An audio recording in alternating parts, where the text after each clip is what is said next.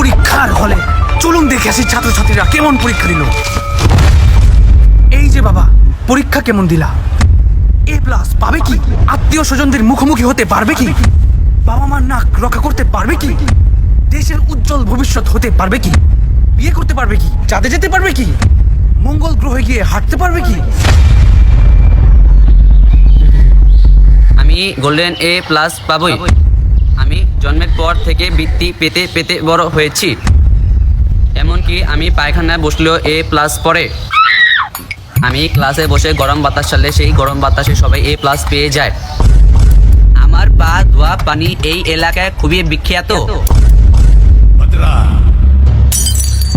সুতরাং এই আলোচনার সাপেক্ষে বলা যায় যে আমি এবার পরীক্ষায় গোল্ডেন এ প্লাস পাবই।